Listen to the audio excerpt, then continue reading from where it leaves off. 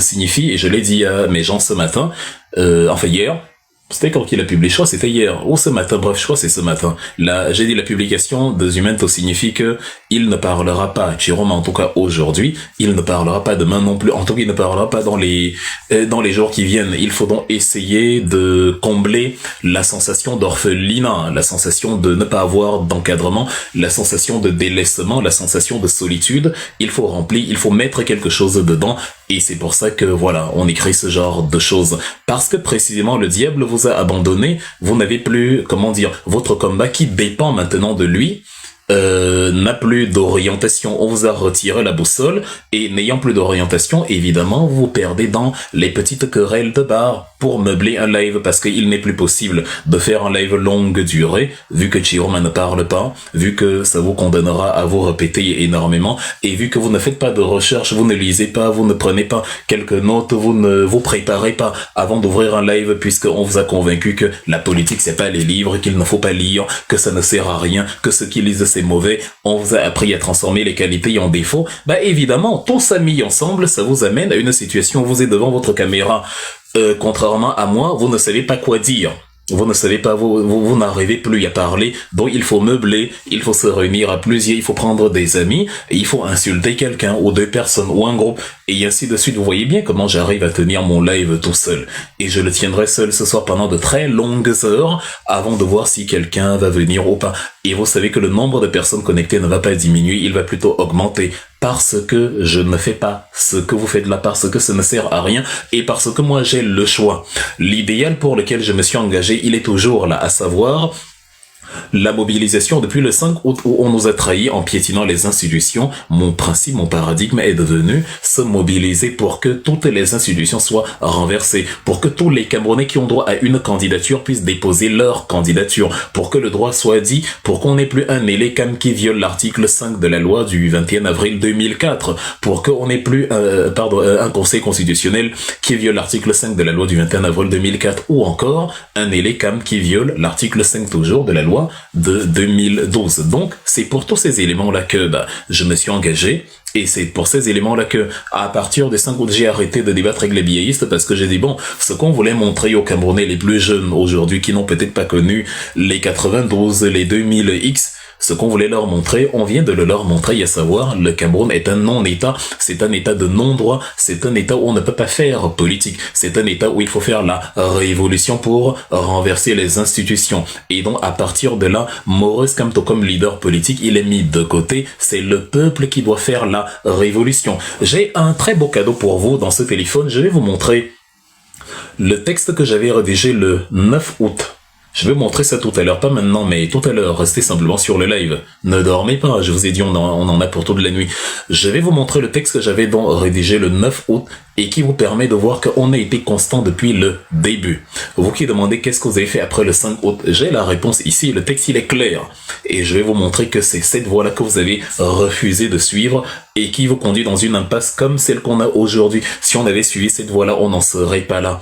Vous avez dominé sur la communication avec énormément de personnes qui ont une audience supérieure à la mienne, supérieure à la nôtre, et qui fait que même si je dis les ananas c'est bon, ceux qui aiment manger les goyaves vont privilégier les goyaves. Enfin, ceux qui ont une communication plus élevée que la mienne et qui vont faire la pub des goyaves, ils vont permettre que les goyaves soient plus vendus parce que ils ont une portée plus large. Donc je vais vous montrer ça ici.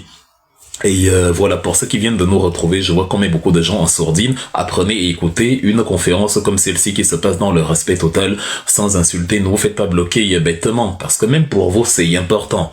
Il faut que vous grandissiez, que vous appreniez que je n'ai jamais été votre adversaire. Mon adversaire, c'est Paul Biya. Quand tu t'assois et tu me désignes comme ton adversaire, c'est que toi-même tu fais le jeu de Paul Biya, puisque tu décales le paradigme, tu décales le focus du combat. C'est pas parce que je ne partage pas tes voix que ça veut dire que je fais le jeu de Paul Biya. Moi, je peux argumenter dans mon sens. Est-ce que toi, tu peux argumenter dans ton sens? Voilà la grande question. Je connais très peu de personnes, sans me jeter des fleurs, qui peuvent argumenter aussi solidement. Pourtant, je connais une ribambelle de personnes qui peuvent insulter en veux-tu et en voilà. Et vous êtes dedans, vous êtes archi nombreux. Donc, trouvez le moyen d'arrêter cela. et focalisez-vous sur l'essentiel. Sinon, vous n'allez pas comprendre les avertissements et les alertes, et ça va vous amener là où on se trouve, aujourd'hui, où vous soutenez le diable, et voilà, à force de soutenir le diable dont vous avez dit que vous l'instrumentalisez pour l'élection, à force d'en faire l'enjeu principal, ben vous avez, comment dire, délégué votre libre arbitre, votre souveraineté, votre indépendance entre les mains de celui dont vous prétendiez qu'il était votre instrument. Vous êtes devenu l'instrument de votre instrument. Regardez maintenant comment c'est vide. Regardez l'orphelinat. C'est-à-dire, le chiromisme est devenu un orphelinat géant. Vous retrouverez votre papa s'il s'exprime demain ou après-demain, et comme ça vous réchauffera un peu. Mais s'il ne s'exprime pas, vous êtes d'accord avec moi que s'il ne s'exprime pas, dans les jours qui viennent, votre combat deviendra de plus en plus caduc. Or, Moros Kamto ne s'exprime pas, vous voyez comment nous autres existons. En tout cas, moi, j'existe par moi-même, parce que mon combat ne dépend pas de lui. Mon combat dépend d'un projet, le projet de la Renaissance. C'est lui que je veux voir à la tête de l'État, qu'il soit incarné par Olivier Bibo-Nissak, par Mamadou Mota, par n'importe qui à l'intérieur du MRC qui porte cet idéal. C'est tout ce qui m'intéresse. Et donc, pour que ce projet-là voie le jour, puisque je ne crois plus en l'élection, je suis pour le renversement des institutions à Yaoundé par la révolution populaire. Dès que tu es dans cet état d'esprit qui n'attend pas un leader, tu peux faire des lives comme ça tous les jours. Mais vous qui attendez Chiroma, regardez vous-même comment vous êtes compliqué la vie.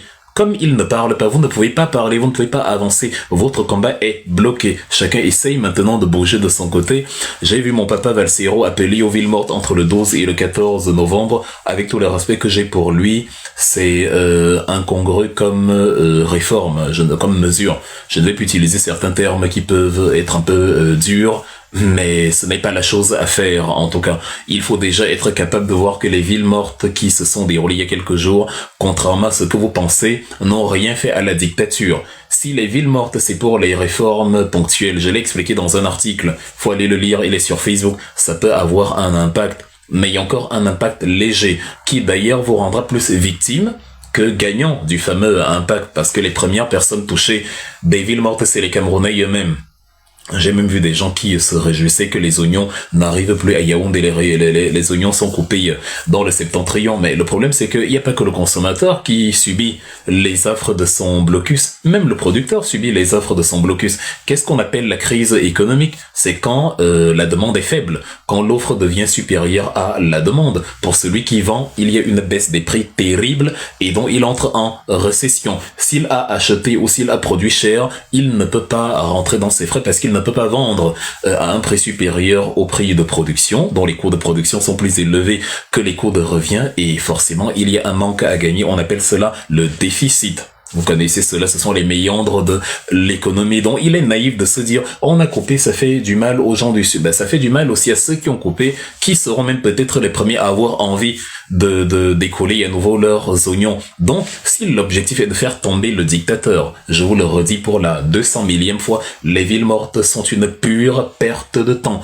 On vous l'a dit avant, les villes mortes de ces 3 jours, vous avez dit qu'on démobilise, on je ne sais quoi, mais vous-même vous avez sorti des chiffres inventé évidemment, que 70% ou 68%, je ne sais quoi, des villes mortes ont été suivies. Bon, vous avez quand même constaté que ça n'a pas fait tomber Paul Biya, et que ce que nous, on vous avait dit, à savoir ça a refroidi l'engouement, c'est ça qui s'est réalisé. Il faut arrêter de s'énerver quand on vous dit la vérité. Nous faisons dans l'analyse.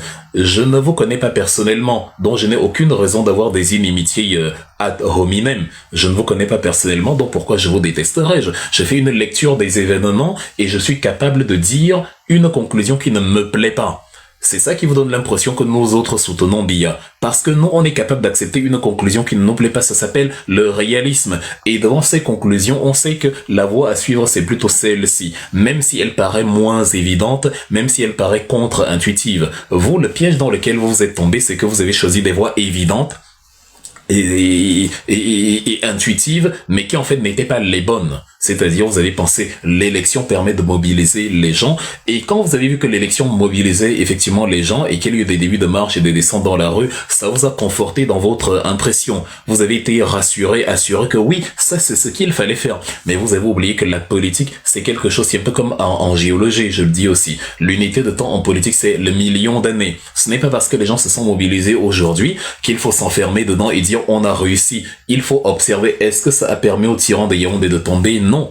Parce que les marches, même quand il faut les faire, c'est dans la capitale. Les marches qui ne touchent pas la capitale sont des marches caduques. Il vaut mieux que les gens ne marchent nulle part et uniquement dans la capitale que de voir les gens marcher partout sauf dans la capitale. Voilà les éléments contre-intuitifs qui en fait sont vrais, mais que vous n'avez pas accepté parce que justement ils sont contre-intuitifs. Vous avez l'intuition, vous avez ce qui saute aux yeux, c'est que si on va à l'élection, à la présidentielle, ça va faire que les gens vont se mobiliser parce que c'est l'élection. La meilleure chose qui peut amener les gens dans la rue, c'est l'élection. Ça, c'est intuitif, c'est ce qu'on pense, c'est ce qu'on se dit, c'est ce qui saute aux yeux. C'est la première impression, elle est flagrante, mais en fait, elle est fausse. C'est ça qu'on vous explique depuis. Elle n'est pas bonne, cette impression-là. C'est ce qu'on appelle un trompe-l'œil. Vous savez ce que c'est qu'un trompe-l'œil? Il y a un truc comme ça à la station, à Francfort, là, à la station, comment ça s'appelle? Eschenheimer Tor, au centre-ville, où on a mis sur les piliers de la station un métro avec des passagers à l'intérieur, mais on a peint ça de manière inclinée, en fait, avec une sorte d'art qui fait que de loin, tu as l'impression, il y a, c'est en 3 dimensions. De loin, tu as l'impression que c'est vraiment un métro et qu'il y a des passagers qui sont en train d'entrer. Et j'ai amené plusieurs de mes amis là-bas, à plusieurs reprises, qui se sont mis à courir pensant que c'est le métro qui est en train de partir. Mais plus tu te rapproches, plus tu réalises, les images se déforment, et là tu réalises qu'en fait c'était une peinture. Mais de loin, la déformation fait un rendu en 3 dimensions, et tu penses que c'est le métro. C'est exactement cela, le paradigme dans lequel vous vous trouvez, un paradigme de l'intuition. Alors que la réalité est contre-intuitive. Ce ne sont pas les élections qui mobilisent le plus de gens pour mener une révolution. Le plus tôt vous serez habitué à cette réalité, le mieux ce sera. Tant que vous penserez que ce sont l'élection qui mobilise le plus, on sera toujours dans la situation dans laquelle on se trouve aujourd'hui, et vous allez encore vous enfermer derrière un leader qu'il ne fallait pas suivre et que par effet d'entraînement vous avez suivi, disant à ceux qui vous alertaient dessus qu'ils sont en train de démobiliser alors qu'ils argumentaient. Je peux argumenter sur tout ce que je vais dire ici. C'est d'ailleurs pour ça que je suis là, libre à vous après de réaliser que ce que je dis est vrai, ou alors de vous boucher les oreilles et de dire que c'est faux juste parce que la réalité vous met devant justement vos erreurs. Donc, ça a donc généré ce fameux ping-pong. Ou sur TikTok, sur les réseaux, les gens s'insultent, les gens se crèvent le chignon, on ne parle plus d'aller renverser Paul Biya. Il y a même des gens qui disent on ne va pas soutenir cette marche, on ne va pas se rallier à vous, mais vous faites à qui? Vous ne soutenez pas la marche qui est pourtant le seul chemin de salut pour renverser Paul Biya. C'est que justement vous maintenez Paul Biya au pouvoir. Vous avez dit que le Cameroun est plus grand que Maurice Kamto et qu'il ne faut pas soutenir Maurice Kamto à tout va, alors que l'avenir du Cameroun est en jeu et qu'il faut soutenir le changement. Mais curieusement, vous mettez vos égos personnels au-dessus du Cameroun. Vous voyez, les fruits du diable sont une mosaïque d'incohérence. Les fruits du diable vous entraînent à des ressentis personnels par rapport aux enjeux principaux. Le non-soutien à Chiroma, en ce qui me concerne, n'était pas un ressenti personnel, c'était une absence de conviction envers un individu qui n'a jamais tenu ses promesses. D'ailleurs, actuellement, il n'est pas en train de tenir sa promesse. Il a fui, il s'est caché. Sa dernière interview où où il fait le geste, c'est-à-dire ce geste traduit soit quelqu'un qui ment, et qui, soit quelqu'un qui est anxieux. De toute façon, ça ne traduit à aucun moment une émotion positive. Vous-même, vous ne faites jamais ça. Quand vous vous sentez bien, vous ne faites jamais. Il y a personne qui fait ça. Les gens qui font ça, ce sont les filles amoureuses dans les dessins animés, ou encore les gens qui, sont en train de fomenter un faux plan, ou encore des gens qui sont apeurés par quelque chose. Donc, dans un cas comme dans l'autre, il est dans une position de dominer. Votre leader qui doit conduire la révolution n'est pas en position de force. Il est dans une position de dominer. On nous informe qu'il est au Nigeria, alors qu'il a dit qu'il n'allait pas bouger de chez lui. Vous voyez que même maintenant, il ne tient pas ses promesses. Pourquoi vous nous avez donc insulté quand on était en train de vous dire que sinon on ne le soutient pas? C'est pas qu'on ne l'aime pas, c'est juste que on ne peut pas lui faire confiance. C'est quelqu'un qui a pris la détestable habitude de ne jamais tenir ses promesses. Le voilà donc qui vous a abandonné, qui ne tient pas ses promesses, et vous voilà orphelin en train d'attendre fiévreusement sa prochaine sortie. Ce n'est plus la révolution, c'est du militantisme politique.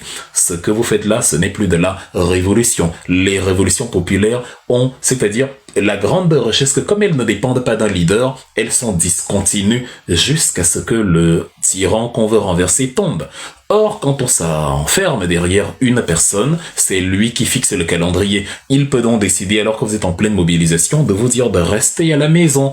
Et vous avez trouvé le moyen de rester à la maison, convaincu que rester à la maison faisait tomber les dictatures. Mesdames et messieurs, ça manque de sérieux.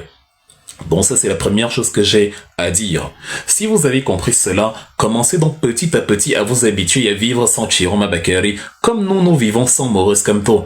Je suis politiquement proche de Maurice Kamto, je peux lui écrire, je peux lui parler, je peux même le supplier de parler, mais vous voyez, je ne fais pas ça depuis, il n'écrit pas. Vous ne m'avez pas vu attendre qu'il écrive ou souhaiter qu'il écrive, ou vous ne l'avez pas vu me manquer. Actuellement, Maurice Kamto, c'est-à-dire actuellement, si on devient, il y a un peuple, on règle l'affaire Paul Biya très rapidement, parce que actuellement, Maurice Kamto n'a rien à dire, il n'est pas censé parler, c'est l'heure de la révolution. Nous devons renverser Paul Biya, remettre à zéro les institutions, organiser de vraies élections politiques, présidentielles, et là, des gens comme Maurice Kamto, des Chiroma, bref, tous ceux que vous voulez, peuvent venir avec un programme de campagne, battre campagne précisément sur la base de leur programme politique, et là, on recommence le militantisme politique. Sinon, en attendant, ce qu'on est en train de faire, c'est pas le militantisme politique, on est en révolution. Et en révolution, mesdames et messieurs, le leader est au banc de touche. Vous courez après Chiroma en disant, on attend son mot d'ordre depuis Félix, qui va certainement nous rejoindre dans ce live dans quelques heures, se souvient, il vous le rappelle tout le temps, quand j'avais dit sur son panel, on a discuté dessus longuement, dès la fin du mois de juillet, et avant les décisions du Conseil constitutionnel, il a dit, nous avons dit aux Camerounais que le combat de Maurice Kamto est terminé. Vous qui ne comprenez rien à rien et qui nous avez désigné comme des corps, des Kamto ou rien, comment tu peux désigner quelqu'un comme un Kamto ou rien alors que la personne, il y a 3 mois, t'a dit que le combat de Kamto est terminé et que c'est maintenant l'heure de la révolution? Je vous dis, il n'y a rien de pertinent dans ce que vous dites à notre égard depuis le début. Rien du tout. C'est pour ça que vous êtes obligés d'insulter parce que autrement que l'insulte, vous ne vous en sortez pas. Il y a des preuves vidéo, des preuves écrites de tout ce que nous avons dit. Et j'assume tout ce que j'ai dit depuis le début, y compris le logiciel sur lequel vous tournez tout le temps en disant Wilfried avait dit Chiroma ne va pas reconnaître sa victoire. Si pour vous reconnaître sa victoire c'est de communiquer sur Facebook et après de disparaître, tu commences un combat. C'est comme si tu déshabilles une femme, mais au moment de faire le travail, tu sors de la chambre et tu pars et tu dis je ne suis plus puceau. Non, tu es toujours puceau, tu n'as pas terminé le travail. Quand tu t'es même retrouvé dans l'œil du cyclone, c'est là où tu as pris la clé des champs. C'est pas ça, reconnaître sa victoire. Vous êtes heureux de cette façon de reconnaître la victoire? On a plutôt l'impression qu'il suffisait simplement de s'arranger à avoir une sortie moins honteuse, une sortie honorable. Au moins, j'avais dit. Comme ça, on ne va pas dire j'ai trahi. Les gens qui m'ont soutenu ne vont pas dire j'ai trahi. Au moins, j'avais dit que oui, il faut marcher, il faut manifester. Mais après, j'ai pris mes jambes à mon cou alors que j'avais donné de grandes phrases. Vous ne connaissez pas qui est Chiroma. Je vais rester ici, qu'il vienne me chercher. Le même blabla qu'il a toujours débité quand il était au gouvernement. Et on a eu de cesse de vous dire que Chiroma Bakary n'a jamais changé. On ne change pas en 3 mois à 76 ans. Ce n'est pas possible. Quand on a dépassé les 75, on dit qu'on est vieux à 77 ans. À partir de 77 ans. Donc, durant son enfance jusqu'à aujourd'hui, il a été le Chiroma que nous connaissions. Et là, maintenant, vous dites que après 77 ans, il a changé. Ce n'est pas possible. C'est parce que vous êtes tombé dans un délirium. Vous avez trahi vos propres promesses. Vous avez dit, on veut l'élection comme prétexte. Même quand on vous disait que le prétexte n'est pas bon, vous avez dit on veut l'élection comme prétexte. Et quand on va descendre dans la rue en utilisant l'élection comme prétexte, on va jeter Chiroma à la poubelle et se focaliser sur la révolution. Qu'est-ce qui s'est passé entre-temps? Le prétexte est devenu, c'est-à-dire l'enjeu primordial. Le prétexte est devenu le focus alpha. Pourquoi? Et donc maintenant, comme le prétexte s'est transformé en enjeu alpha, vous dépendez maintenant du fameux enjeu alpha et vous nous donnez raison quand on vous avait dit la révolution c'est pas bien quand elle dépend d'un leader. Si Chiroma ne parle pas dans une semaine, qu'est-ce que tu fais? Tu es foutu.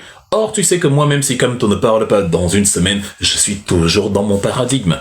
Voilà pourquoi il faut lire sur les révolutions. Voilà pourquoi j'ai toujours mis en exergue l'importance de la culture révolutionnaire, de l'éducation révolutionnaire. Et voilà pourquoi j'étais estomaqué quand j'entendais des gens dire que non, les connaissances et livresques ne servent à rien. Je vous ai même pris les conseils de Julius Nyerere, le président de la Tanzanie, qui disait le premier devoir d'un révolutionnaire, c'est l'éducation. Je vous ai même pris les citations de Kwame Nkrumah dans le consciencisme, quand il dit la théorie sans la pratique est vide, Mais la pratique sans la théorie est aveugle. C'est-à-dire, oui, il sert à rien de parler seulement, il faut aussi agir, mais on ne peut pas agir non plus si on n'a pas théorisé en amont. Quand vous venez donc et vous dites que la théorie ne sert à rien, les livres et tout, vous voulez mener quelle révolution sans avoir l'arme intellectuelle, l'arme cognitive de la révolution? Tant il est vrai que tous les révolutionnaires étaient des lecteurs chevronnés, vous n'allez pas trouver en politique quelqu'un qui lit plus que les révolutionnaires. Ibrahim Traoré, quand vous le voyez, c'est quelqu'un qui lit. Quand vous entendez Abdourahmane Chani parler, il vous cite il vous cite les tonnes d'uranium dont il dispose. Actuellement, là, dans les 1400 tonnes d'uranium que Areva, Orano plutôt, avait laissé à Arlit, monsieur Abdourahmane Chani a prévu, dans quelques semaines, pour un montant d'environ 70 millions d'euros, de commercialiser 1000 tonnes sur les 1400 à Vladimir Poutine à travers l'agence Rosatom. Vous connaissez Rosatom, la Russie, pardon. C'est que la Russie, avec la France, les leaders mondiaux dans le domaine du nucléaire civil. Donc Chani sait ce qu'il fait parce qu'il lit. Vous allez voir Assimi Goïta, il a les mêmes problèmes avec les entreprises américaines comme l'autre. Ils ont les entreprises comme Barrick Gold Mining ou Resolute Mining. Ils ont énormément de problèmes avec le Mali et le Burkina Faso parce que, comme Chani et Assimi Goïta lisent beaucoup, ils regardent énormément les clauses et les contrats qu'il y a et ils réalisent là où ça coince et ils disent que non, dans ces conditions, on ne peut pas évoluer. Un révolutionnaire, ça passe plus de temps avec le papier entre les mains qu'avec l'arme. C'est ce que vous ne comprenez pas depuis. Et c'est pour ça que vous n'aimez pas les livres. C'est pour ça que quand on pense, quand on écrit des articles, quand on analyse, vous dites que ça ne sert à rien. Vous pensez que l'effet de masse, l'effet d'entraînement sans contenu va conduire à une révolution. Et finalement, vous finissez par tomber dans justement les erreurs qu'on avait annoncées au préalable et qui vous avait fait dire qu'on démobilise, on est contre Chiroma, on est contre machin, on vous l'a dit, on vous le redit, c'est à la fin du bal qu'on paye les musiciens. Ne sous-estimez pas la dictature de Paul Biya. Quand vous sous-estimez la dictature de Paul Biya, vous arrivez à penser que son ministre peut le renverser après être sorti 3 mois du gouvernement et sans avoir subi depuis 1992 de représailles quelconques. Ça fait 33 ans, tu n'as pas subi de représailles et on va te laisser prendre le pouvoir. Comment avez-vous fait pour croire ça possible? Et même quand on était d'accord avec vous que bon, on peut serrer les dents, fermer les yeux dessus sur la première erreur et soutenir Chiroma Bakary comme prétexte, vous avez quand même, c'est-à-dire, vous-même vous avez encore jeté le sable dans le tapioca en faisant de lui l'homme qui allait vous apporter le changement, c'est-à-dire vous avez commencé à croire que l'homme politique pouvait renverser Paul Biya. Même avec Maurice Kamto, je serais en train de vous dire ce que je vous dis ici. Une fois que Maurice Kamto est arrivé aux élections et qu'on volait sa victoire, je vous aurais dit, comme je vous ai dit le 5 août, mesdames et messieurs, vous connaissez la suite, le plan national de résistance. Il faut marcher sur Yaoundé, que Kamto soit là ou pas, il faut marcher sur Yaoundé. Je vous ai dit, c'est bien comme vous êtes de plus en plus nombreux, je vous ai dit, ici vous allez adorer. Je vais vous lire le texte que j'ai écrit le 9 août. Le 9 août. C'était 4 jours après qu'il ait été évincé. J'ai pris le temps d'observer la tendance et de voir ce que les gens allaient faire, ce que les gens allaient dire. Et j'ai constaté là où vous étiez en train de partir. J'ai fait ce texte-ci. Les gens ont liké, les gens ont aimé. Il y a peut-être 4000 likes dedans. J'ai une certaine audience. Sauf que votre audience cumulée est plus élevée. Si j'ai 4000, vous avez chez Human pour 20 000, chez Rémi 8000, chez Tel... Et donc, c'est-à-dire, votre puissance cumulée atteint les 100 000. 100 000 contre 4000, je ne fais pas le poids. Et donc, vous avez suivi cette voie-là. Et ça nous a amené ici. Je vais vous le lire et ça répondra définitivement à la question « Qu'est-ce que vous avez fait le 5 août ?» La réponse sur ce que nous avez fait le 5 août, c'est que on a voulu orienter les Camerounais vers la révolution. Vous les avez calmés, vous leur avez dit « Attendez, ne faites pas la révolution. Ne la faites pas pour celui que vous aviez accompagné depuis... » Faites-la plutôt, attendez plutôt que le diable arrive aux élections et faites la révolution pour le diable. Vous nous avez traumatisés depuis ce jour-là. Depuis ce jour-là, je ne comprends pas ce qui est en train de se passer. Et depuis ce jour, vous êtes tellement heureux de soutenir le diable que vous narguez ceux qui soutenaient celui que vous-même souteniez encore hier. Et maintenant... les fruits du diable ne produisant que de la vilainie et de la saleté, vous êtes devenus totalement abjects comme les biéistes. Vous insultez, vous calomniez, vous entrez en dessous de la ceinture. Certains d'entre vous se sont même carrément amusés à dire « Wilfred Lessardina relaie déjà tes propos, ça veut dire que tu es du côté de Paul Biya. » Ça s'appelle la considération partielle et partielle. Vous avez oublié une partie de l'histoire. Ce que les biéistes faisaient contre nous Vous faites déjà ça contre nous. Vous avez oublié la partie là. Les biéistes n'ont pas simplement relayé ce que je dis à votre égard. Ils ont surtout constaté que ce qu'ils disaient, vous confirmez cela, c'est-à-dire les biéistes nous cataloguaient comme des gens violents, des gens intolérants, des gens voilà misérables, des gens agressifs, des gens voilà méchants, vilains. Et on leur apportait justement la preuve que ce qu'ils disent est faux parce qu'on argumentait, c'était beau de nous entendre argumenter, on les humiliait sur les plateaux et on leur disait, vous voyez, c'est vous qui en faites dans le tribalisme, dans l'insulte, dans la calomnie, nous on argumente parce qu'on a un projet de société. Sauf que, mesdames et messieurs, vous qui souteniez dans le changement hier, à travers Maurice Kamto, du moins le MRC, et qui soutenez maintenant le chiromisme en tant que doctrine politique, vous voyez bien que c'est vous maintenant qui avez les mêmes attitudes qu'il y avait chez Paul Biya. Ce que je dis à votre égard dans une analyse, c'est ce que je pense et ce n'est pas faux. J'ai dit, si Chiroma Bakary devient président, je ne peux pas courir le risque de mettre les pieds au pays parce que l'allure que vous avez ne rassure pas. Je pense que vous devriez être capable de le constater vous-même. Vous êtes intolérant. Comme j'ai dit, je suis vos panels. Et quand je suis vos panels, j'entends les gens dire « Les corps là-bas, ils sont dans leur panel. On ne voit même pas les gens monter là-bas. Ils sont intolérants, ils sont méchants. » Mais je ricane. Moi qui reçois une pluie d'insultes de votre part, heureusement que je suis imperméable à tout ça. Imaginez ce que ça me fait quand je vous entends dire que les gens sont intolérants. Moi qui ne vous ai jamais insulté, qui ne fait qu'analyser comme d'habitude avec ma même froideur, imaginez comment je ricane quand je vous entends expliquer que X ou Y n'accepte pas la contradiction. C'est tellement pas serré, c'est tellement ubiesque, c'est tellement absurde. Parce que la terre entière voit comment vous avez insulté Wilfried Ekanga. Et justement, les biéistes n'ont pas seulement repris mes vidéos où je parle de ces éléments. Les biéistes ont également repris vos insultes à mon égard, les vidéos que vous publiez contre Wilfried Ekanga. Je ne sais même pas d'où ça vient. C'est-à-dire, c'est la période où je parle le moins dans les réseaux sociaux, que je fais le plus l'actualité. Vous avez oublié que l'actualité, c'est Paul Biya. Vous avez oublié qu'il y a un tueur de masse à Itoudi qu'il faut renverser. Vous avez oublié qu'il y a un misérable faussaire tueur d'enfant qui a éliminé sa propre femme, qui a éliminé des évêques, qui a éliminé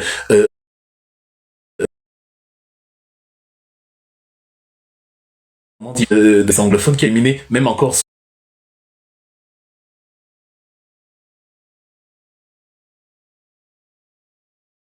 nos yeux il y a quelques jours, il a éliminé des gens voilà, à Chang, à Bafin et un peu partout. Vous avez oublié que le focus c'est lui chez hier, à savoir il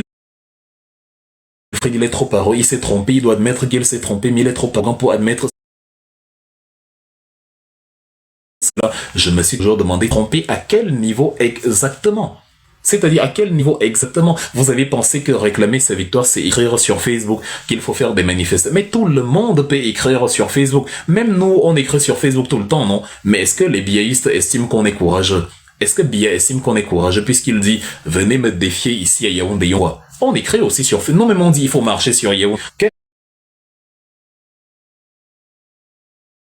Qu'est-ce que Chiroma fait que nous ne faisons? Même le thème de ce live, c'est « Il faut marcher sur Yaoundé ». Même le thème de... C'est-à-dire, qu'est-ce qu'il fait que nous ne faisons pas? Réclamer sa victoire, c'est mettre les mains dans le cambouis, entrer dans le ventre de la bête et supporter toutes les conséquences. Ou si vous voulez, je vous parlerai tout à l'heure de Juan Guaido au Venezuela, qui a réclamé sa victoire à l'intérieur de la base militaire de Carlota, à l'aéroport de Caracas, la capitale du Venezuela, en 2019. Donc, vous voyez qu'il y a une différence. Même Martin Fayolo, il a réclamé sa victoire en présentiel. On savait où il se trouvait contre Monsieur Tshisekedi en 2018 ou 2019. Je crois que c'était 2018 les élections en RDC. Donc, c'est ça la réclamer sa victoire, c'est se placer au cœur du pouvoir et dire « j'ai gagné », se placer là physiquement et accepter que quoi qu'il advienne, je suis là. Ça porte un message. Regardez la série, parce que je suis très fan des séries animées japonaises, je vous l'ai déjà dit, la célèbre série de Hajime Isayama. Shingeki no Kyojin, l'attaque des titans. Lors de l'assaut dans les derniers épisodes de la saison 3 contre le titan bestial, qu'est-ce qui se passe? Il y a le Major Erwin qui préconise qu'il faut aller à l'assaut du titan bestial tous ensemble, comme ça le caporal chef Levi, qui est plus fort que tout le monde, va se servir de la fumée des fumigènes pour passer derrière le titan bestial et lui trancher la nuque. Donc, il faut que des personnes convergent vers le titan bestial, peu importe les risques. Et il s'est mis en tête du peloton parce qu'il est major. En latin, major signifie le grand. C'est pour ça que votre plus grand doigt signifie le majeur. Donc, Monsieur Chiroma Bakary, qui, soi-disant, réclame sa victoire, s'est contenté d'écrire sur Facebook comme nos autres. Le reste, c'est vous qui l'avez fait. Sinon, il n'a rien fait d'extraordinaire. Mais comme vous avez voulu rendre le diable plus divin qu'il ne l'est, vous avez forcé le trait en disant « Regarde Wilfred, tu t'es trompé, tu avais dit qu'il n'allait pas reconnaître sa victoire. » Le plus intéressant, c'est que d'ailleurs, quand il écrit, il se contente d'écrire « Je fais un article, vous pouvez aller le trouver sur Facebook où je dis « Ça, c'est rien. » Il doit faire une sortie vidéo où il réclame sa victoire. Ce même jour, à 2h du matin, il a fait la sortie vidéo. À croire que le but, c'est simplement de faire taire les critiques plutôt que de réclamer de manière spontanément ce qui lui revient de droit. Et dans les éléments que j'avais mis, j'avais précisé à Yaoundé. Bon, ça n'a pas été fait à Yaoundé, ça a été fait à 900 km de Yaoundé. Et aujourd'hui, il a quitté les frontières nationales. Donc, il y a énormément... Je ne sais même pas, c'est-à-dire quand vous dites Wilfried n'admet pas qu'il s'est trompé et tout, je cherche encore la partie où je me suis trompé. On va revenir tout au long de cette soirée sur les éléments qu'on avait évoqués. Et vous allez constater vous-même si ces éléments-là se sont avérés ou non. Et on va justement revenir sur ce que vous pensiez et voir si ça s'est réalisé ou pas. Donc, l'objectif, c'est Paul Biya. Mais comme le diable n'est pas là, vous ne savez pas quoi faire, car ayant utilisé le diable non pas comme un moyen vers une fin, mais plutôt comme une fin en soi. N'oubliez pas qui est Paul Biya. C'est-à-dire, quand tu as Paul Biya en face, tu ne peux pas te permettre les petites distractions sur les guéguerres de personnes. Tel a fait ci, on m'a insulté hier, on m'a fait descendre, on t'a fait descendre. Et alors, j'ai déjà demandé l'amour de qui parmi vous? Je me suis déjà plaint que qui me déteste. Je vous ai toujours dit, vous avez le droit de me détester. C'est à partir du moment où je l'ai fait, mais détestez-moi. Et maintenant, focalisez-vous sur Paul Biya. Parce que ce que vous faites ne m'ébranlera pas. Vous ne pouvez pas me réduire au silence sur TikTok. J'arrive toujours à avoir une audience conséquente, même quand je parle tout seul, très tard dans la nuit, donc ça ne sert à rien. Mon contenu reste le même, la qualité de mes analyses reste la même. Vous ne faites pas le poids sur ce terrain-là, vous ne pouvez pas amener les gens à ne plus écouter, à ne plus suivre, à ne plus, hormis la calomnie. Mais les gens auront toujours quelque chose en eux qui leur donnera envie d'écouter des analyses de fond. Parce que dans mes analyses, je prends des exemples, je prends des références historiques, des trucs où vous voyez que ce que je dis est étayé par des faits. Et même si vous insultez, il y a des gens qui voudront écouter cela, donc ça ne sert à rien, vous ne servez aucune cause en faisant cela. Focalisez-vous sur Barthélemy Biya-Bimvando, parce que si vous avez oublié, moi le pion du régime, je vais vous rappeler ce que le régime a fait et que vous les adversaires du régime semblez oublier.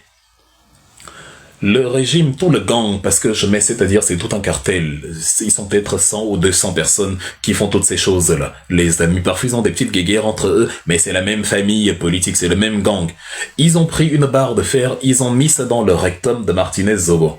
C'est-à-dire on l'a éliminé comme ça, le pauvre. Pourtant c'était l'un des leurs. Ils ont pris Njomo Pokam, ils l'ont sodomisé, ils l'ont jeté par-delà la fenêtre du Hilton. Ils ont pris Marie-Germaine Hosban et Marie-Léon Bordy, les deux sœurs de Djoum, les amies de Jeanne Irène, ils les ont violées, ils les ont balancées dans la brousse, déchiquetées comme des morceaux de chèvre, ensanglantés, laissés comme ça là. Ils ont pris Angèle Benvem, ils ont ouvert le crâne, ils sont partis avec le cerveau et les organes. Ils ont pris, c'est-à-dire, il a pris sa propre femme, Paul Biya, il a zigouillé, parce qu'elle lui disait qu'arrête d'éliminer les Camerounais comme de la viande. Arrête de faire ce que tu es en train de faire là. Arrête les faits. Parce que vous vous souvenez, Jeanne Irène meurt dans un contexte horrible. On est en 1991-92, Paul Biya vient de faire du sale. En 1990 déjà, il a éliminé les militants du SDF qui voulaient créer le SDF le 26 mai 90. Il a tiré sur des gens, il a tué environ une dizaine de personnes pour empêcher les anglophones de créer le SDF à Bamenda. Il a pris Henri Tekwe, Yondo Black et consorts et les a mis en prison parce qu'ils ont osé vouloir créer un parti politique. Il a tabassé Samuel Ibois, Camille Boamassok, Charles Tchongan, Jean-Jacques Ekinzi. Il a tabassé ceux qui voulaient simplement penser autrement. Il est allé, il a envoyé ses militants. Et je vous avais cité ici les noms quand je parlais du tribalisme des hauts responsables du RDPC. Tu avais des gens comme Bayar, le maire de Sangmilima, des gens comme Meke David à Kondolunga, des gens comme Engambasil du RDPC, des gens comme Fama Marguerite de l'OFRDPC, c'est-à-dire pas des petits enfants non, des militants chevronnés du RDPC, l'un de la section départementale du Djei Lagolo, de la sous-section départementale du New Infomo, etc., de grands noms, je vous les cite, Engambasil, Simeon Ngolo, Marguerite Fama, Meke David, Manz, Bayard, je vous les cite de manière régulière souvent pour vous parler de tout ce que le RDPC a fait en 92. Ils ont tabassé des gens, ils ont éliminé les gens et ils ont été financés par la France pour tuer les anglophones, les Bamileke, les contestataires de 92. La France elle-même l'a reconnu. Ceux qui voulaient se débarrasser de Paul Biya à cause du mal qu'il faisait ont été zigouillés par la direction de la sécurité extérieure française, parce que la France a envoyé le chef des renseignements extérieurs, monsieur Jacques Dewâtre, à Yaoundé, pour venir faire le ménage à l'intérieur de l'armée, au cas où il y aurait un militaire qui oserait lever la tête pour renverser Paul Biya. En fait, vous semblez oublier celui que vous avez en face. Vous pensez que c'est le War bébé. Vous vous mettez à jouer avec des petites querelles d'enfants sur TikTok, sur Facebook. Parce que comme vous ne prenez pas le temps de vous documenter, de lire, de vous informer, il ne vous reste rien pour meubler le vide que le petit Congo, ça, les ragots de bar. Vous voyez que je n'ai pas besoin de faire ça parce que j'ai des choses à partager avec vous. Si vous voulez donc vraiment renverser Paul Biya, arrêtez de jouer à au détecteur d'infiltrés, arrêtez de jouer à ceux qui comprennent à ceux qui, veulent plus le changement que quiconque, alors qu'il est évident que vous ne comprenez rien au changement et que vous ne l'incarnez pas par vos attitudes. Le changement, c'est la documentation qui conduit à l'argumentation et qui finit donc par la révolution. C'est la règle des 3 ions. Tu te documentes pour muscler ton cerveau.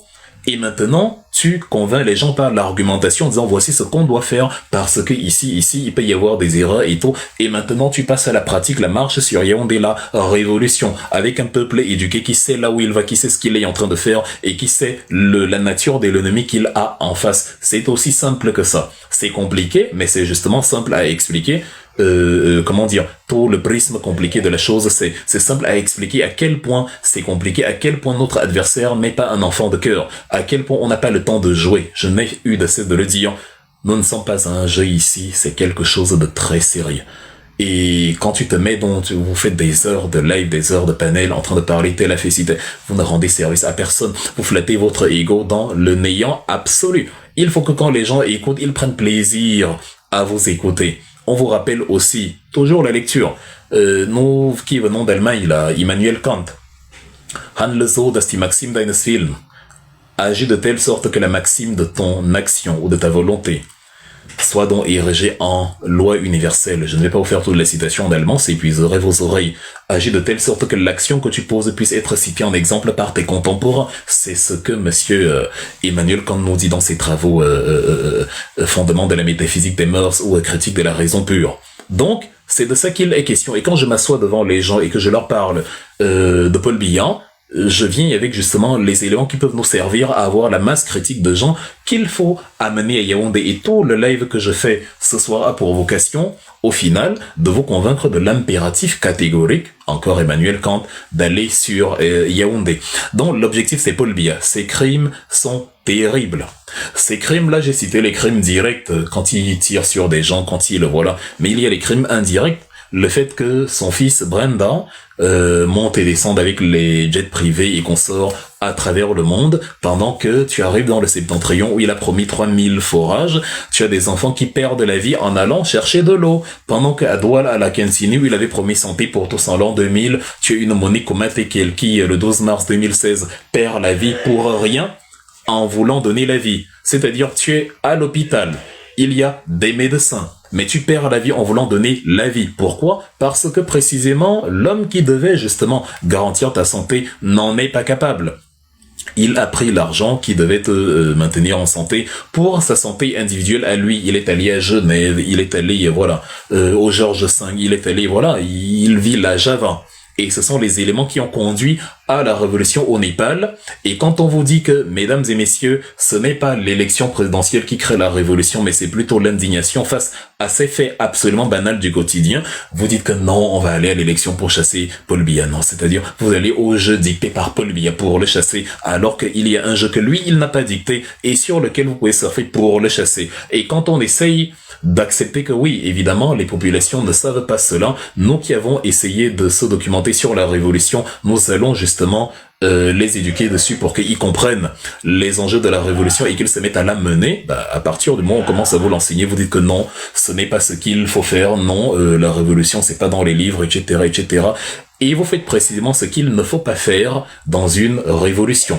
Donc, Paul Biya aujourd'hui, Paul Biya demain, Paul Biya dans 1000 ans, nous avons un serpent à sonnette à renverser. Nous avons l'une des dictatures les plus abjectes sous les tropiques. Nous avons, c'est-à-dire, un tueur de masse à renverser. Et il n'y aura pas de raccourci, il n'y aura pas d'autre chemin, il n'y aura pas moyen. Il n'y a même pas possibilité de faire autrement. Il y a même pas, c'est même pas la peine de rêver, en fait. C'est même pas la peine de se dire que oui, on peut essayer. Et c'est même pas la peine d'attendre Chiroma Bakary. C'est tout ce que vous faites est une pure perte de temps. La seule chose qui vaille la peine, c'est que nous recommencions ce qu'on aurait dû faire depuis. Parce qu'on se retrouve là. Personne n'a démobilisé sur Chiroma Bakary. C'est une fuite en avant.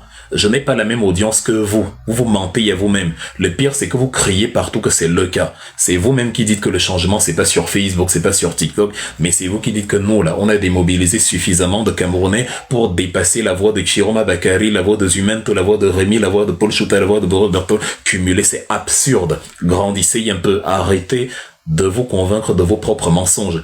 Si j'écris quelque chose sur Bakary, 5000 personnes vont peut-être me suivre. Mais quand Chiroma va parler, Zumento va parler, Rémi va parler, Paul Chouta va parler, Tel va parler, tout le directoire, MRC va parler, Mamadou Mota va parler, Arsène Mono va parler. Mais vous faites comment pour dire que nous, là, au moins, là, avec mon petit téléphone TikTok, si c'est moi qui ai fait que tout bascule. Ça veut dire que vous me donnez un pouvoir communicationnel supérieur à celui de Chiroma Bakary. Ça veut donc dire que Chiroma Bakary n'est pas légitime. Vous dites que le peuple l'a choisi et le même peuple préfère m'écouter moi plutôt que d'écouter tout ce beau monde. Arrêtez avec ces bêtises. Arrêtez ces débiles. Grandissez un peu. La stratégie de la boucle émissarisation, c'est la stratégie des faibles. Des gens qui sont incapables de réaliser que si ça a échoué, ce n'est pas que ça, quelqu'un a démobilisé, c'est que c'était couru d'avance. Et on vous disait depuis que ça ne marchera pas. Parce qu'une révolution ne se repose pas sur un leader. Ce n'est pas notre démobilisation, soi-disant, qui empêche Chiroma de prendre la parole.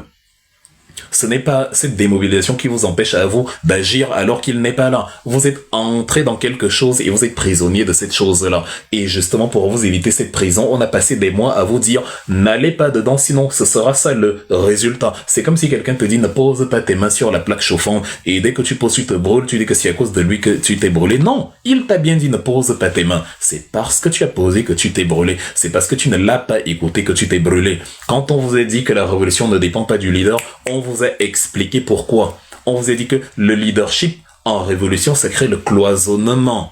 Or, la révolution ne s'encombre pas de cloison. La révolution, elle est inclusive. Elle ne balkanise pas. La révolution, elle ne marginalise pas. La révolution, c'est l'obligation de trouver des slogans dans lesquels tout le monde se reconnaît. Si tu ne fais pas ça, tu vas suivre un leader avec deux inconvénients. Le premier, c'est que tout le monde ne va pas le suivre.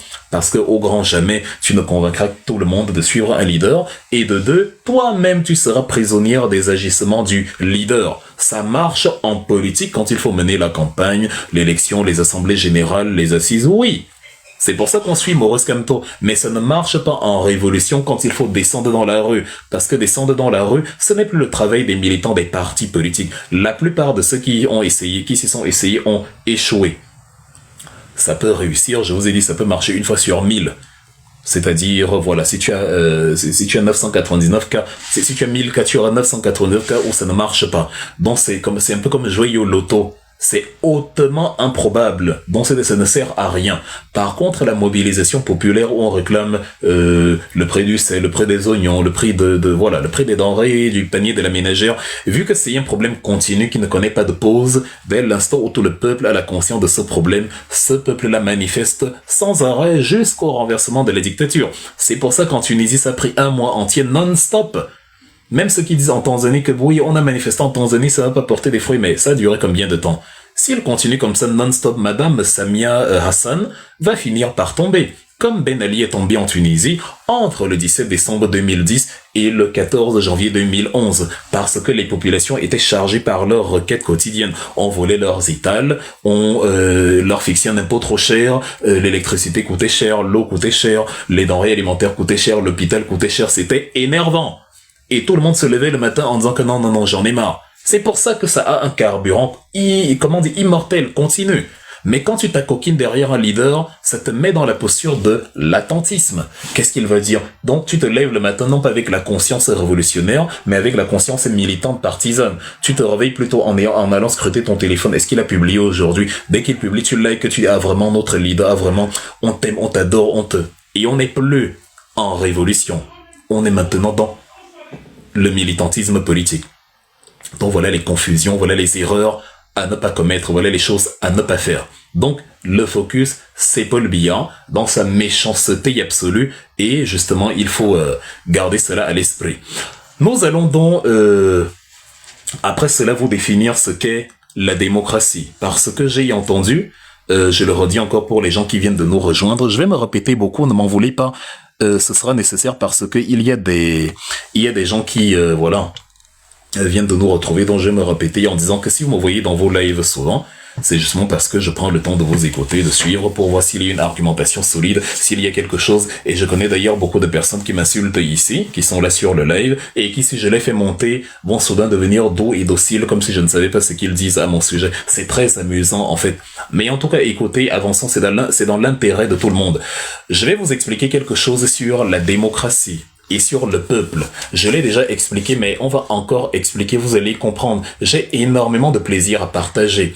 J'ai énormément de plaisir à la pédagogie. Parce que la connaissance, c'est la seule chose, je le dis aussi toujours, qui augmente en quantité quand on la partage. La démocratie, mesdames et messieurs, comme disait Abraham Lincoln, c'est le gouvernement du peuple par le peuple et pour le peuple. Ça signifie donc que quand il y a une élection, quand il y a un enjeu quelconque, un référendum, un plébiscite ou je ne sais pas, on interroge la population et elle s'exprime sur un sujet. Quand elle s'exprime, on dit le peuple a dit, le peuple a dit, le peuple a dit. Mais vous avez oublié un détail qui fait que votre définition de la démocratie est absolument dangereuse. Et ce qui m'inquiète, c'est que vous répondez cela de panel en panel, de grands adultes comme vous. Vous répondez cela de panel en panel parce que vous refusez la réalité, la partie qui ne vous plaît pas. Ce n'est pas bien. Maintenant, écoutez, prenez des notes s'il le faut. Regardez bien, quand on fait quand on fait un tableau statistique, on dit, on a interrogé les gens, est-ce que vous aimez, on dit par exemple, bon, quelles sont les préférences alimentaires des habitants. On a constaté que 52% de la population aime les nouilles. Ça fait la majorité, évidemment. Mais après, on dit donc qu'il y a 48% de la population qui n'aime pas les nouilles. Vous voyez, un sondage populaire ne regarde pas uniquement ceux qui sont majoritaires. C'est pas la démocratie là-bas. La démocratie, c'est la dictature ou la tyrannie de la majorité, comme disait Alexis de Tocqueville, mais pas l'annihilation de la minorité. Donc quand vous dites que le peuple a choisi je me tais, vous faites erreur, c'est un mauvais enseignement. Le peuple a choisi je ne vais pas tabasser ou brûler le peuple. Mais je continue de défendre mon choix à moi. C'est pour ça que vous avez des partis d'opposition, même quand un président a été élu. Il n'y a pas quelqu'un qui dit, bon, comme la majorité, imaginez, supposons, prenez une élection comme celle de 2011. On sait qu'en 2011, au moins là, on peut dire que Paul Biya a gagné parce qu'il n'y avait aucun candidat en 2011, ou même en 97. Hogbelen n'a pas bon, même si comme il avait exclu les Tutus et Joe et Conso. Bon, prenons celle de 2011 pour nous faciliter la tâche. En 2011, Paul Biya a gagné l'élection. Est-ce que ça vous a empêché, vous, en 2018, d'être contre Paul Biya? Vous étiez contre Paul Biya, alors que le peuple l'avait choisi. Donc, si vous-même arrivez à être contre quelqu'un, comment voulez-vous que les gens s'alignent sur Chiroma Bakary sous prétexte que le peuple l'a choisi? Le peuple peut le choisir et moi j'estime qu'il est le pire président que le Cameroun puisse avoir. Mesdames et messieurs, c'est ça la démocratie. Je vous réfère toujours à vos enfants. Nos guéguerres personnelles, ou vos guéguerres personnelles, je sais pas pourquoi je m'inclus dedans comme si j'étais avec vous dans cette folie, vos guéguerres personnelles que vous faites avec nous autres, parce qu'on ne pense pas comme vous. Je parle de ceux qui ont confondu le militantisme politique au fondamentalisme salafiste. On est vraiment entré dans le salafisme et la charia politique. Vos guéguerres que vous faites avec nous autres ne doivent pas empiéter sur votre lucidité politique. Il ne faut pas que parce que vous voulez être contre et parce que vous voulez nous nuire ou je ne sais pas montrer que nous nous sommes trompés, que vous véhiculez un enseignement qui va faire du mal à vos enfants. Cette manière de définir la démocratie, elle est fausse. La démocratie n'a jamais interdit l'expression de la minorité, jamais. La minorité a le droit de s'exprimer avec la même force que la majorité, même quand elle a perdu. Donc, si les gens ont voté pour Maurice Kamto en 2018, ceux qui ne sont pas pour Maurice Kamto ont le droit de continuer de ne pas être pour lui et de dire qu'ils ne l'aiment pas, qu'ils n'aiment pas sa politique et qu'ils ne lui font pas confiance. C'est un droit. Il s'agit maintenant de convaincre. Si tu ne peux pas convaincre, supporte l'opinion contraire. Ne viens pas obliger, ne viens pas forcer le trait. Donc pour Chiroma Bakary en 2025, Si Chiroma Bakary remporte les élections en 2025 et que quelqu'un qui n'a pas cru en Chiroma Bakary continue de ne pas croire en lui, mais c'est à vous de supporter qu'il y a des gens qui, même s'il a gagné, ne croient pas en lui parce qu'ils ont leur raison. Quelqu'un va te dire, c'est parce que Chiroma Bakary, quand il parle, il fait le lendemain le contraire de ce qu'il a dit. Et comme je vous le disais, vous le voyez aujourd'hui, si on se met à aligner ces mensonges, il y en a beaucoup, même depuis la fameuse élection. Il a dit le 12, il va confronter les résultats avec Paul Biya. Le 12, il va défendre sa victoire, même auprès du sang s'il le faut. Mais depuis le 12, on ne l'a plus vu dans la capitale. Quelqu'un qui veut le pouvoir se trouve dans la capitale. Il peut, après avoir voté, revenir dans la capitale. On dit qu'il a voté à Maroua ou je ne sais quoi, mais à Garoua. Entre le vote à Garoua et la prononciation des résultats, il s'écoule 2 semaines, mesdames et messieurs. 15 jours. Je pense que même en marchant à pied, en quittant de Garoua, j'arrive à Yaoundé en 15 jours. C'est pas très loin. C'est-à-dire, tu marches un bon petit footing là, tu arrives à Yaoundé, sans problème. Donc, il avait la possibilité de se retrouver à Yaoundé et d'enchaîner les hostilités directement au cœur du pouvoir. C'est comme ça qu'on renverse les dictatures. On n'a jamais renversé les dictatures en partant de la capitale vers la périphérie. Ça, c'est le Cameroun où le vélo tire le train. Je suis à Yaoundé, je quitte Yaoundé et je vais réclamer le pouvoir hors de Yaoundé. Moi, je sais que quand on réclame le pouvoir, on est dans la périphérie, on quitte de la périphérie vers la capitale. C'est ce que j'ai toujours su. Ce que Chiroma Bakary nous sort, c'est quelque chose, c'est comment dire, c'est le monde, c'est l'auto-reverse. C'est le monde à l'envers. Il vous a dit que il y a des ministres qui avaient réclamé, qui lui avaient adressé des messages de félicitations, mais on a vu les ministres finalement applaudir Paul Biya lors de son investiture. Quels sont donc les ministres qui l'ont félicité et lui? Donc il y a quelque chose qui n'est pas clair dedans. Il a dit qu'il y a une armée loyaliste qui le protège, comment l'armée loyaliste a pu laisser Paul Biya être investi dans le plus grand des calmes. Je n'aime pas qu'on me prend pour un imbécile. Je n'aime pas qu'on me prenne pour un idiot. Je n'aime pas ça. C'est-à-dire la politique, elle est basée sur la confiance. Ce que tu dis doit être solide. Ce que tu dois reposer sur des piliers vigoureux, sur des piliers durs, pour que ce soit difficile à faire tomber. Voilà donc les éléments sur lesquels nous appuyons depuis et qui se confirment aujourd'hui les uns après les autres pour vous dire que Chiroma, c'est trop flou pour nous et on préfère ne pas le soutenir. Et même si vous le soutenez, on ne va pas nous retirer notre droit à exprimer notre opinion. Personne dont ne vous a démobilisé, a arrêté la fuite en avant. Personne n'a ici la communication de tout ce beau monde cumulé. Personne, nobody. Vous avez plus de communication que nous pour justement véhiculer un message. Et comme j'ai déjà ici ma communication à moi, comme vous dites que j'ai la meilleure communication de tous les temps et que c'est moi qui démobilise, cette communication aussi que vous avez étouffée en premier. Il s'agit de faire la chronologie des événements. Dans ma communication, on est le 9 août. Le 9 août. C'est-à-dire bien avant que vous ne commenciez, que vous ne bombardiez cette pub. Là, vous aviez d'ailleurs commencé à ce moment-là. C'est un long texte, mais je vais le lire. Vous allez apprécier parce qu'il est très bien écrit. Et il dit clairement ce que je veux. Une révolution. Je répète, on est le 9 août. Je n'ai pas mis Kamto dedans qui doit être devant que Kamto ou rien. Non. Une révolution. On met tout à terre, on fait la révolution. Parce que c'est-à-dire tout ce qu'on va faire là, ça ne sert à rien, c'est mort. Paul Biya va se proclamer vainqueur, le Conseil constitutionnel va le déclarer vainqueur, il s'en fout quoi que vous fassiez. Quelque chose que vous avez comme mobilisation dans les meetings, c'est lui-même qui a permis les meetings. C'est lui-même. Vous avez oublié ce qui s'est passé en 97 avec Titus Edzoa et Michel Thierry à Tangana, qui avait une certaine popularité. Et on l'a enfermé parce que Paul Biya n'acceptait pas que mon propre Titus Edzoa notamment, mon propre enfant, mon propre petit frère, vienne contester mon pouvoir. Il est fou. Donc on lui a créé une grosse affaire et on l'a mis en prison. Vous dites que non, Bakary, lui, c'est parce qu'il est courageux et que Paul Biya a peur des gens du Nord. Et même quand on vous dit que non, Paul Biya n'a pas peur des gens du Nord, vous insistez. Et maintenant, voilà la réalité. Voici donc le leader du Nord qui, lui, s'est caché très très loin de la capitale. Il a même quitté le pays. Aucun homme politique avant lui, depuis l'avènement du multipartisme, n'avait fait ça.